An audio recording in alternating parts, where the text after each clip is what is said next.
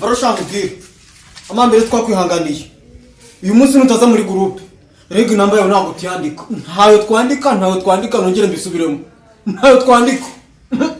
akazi kawe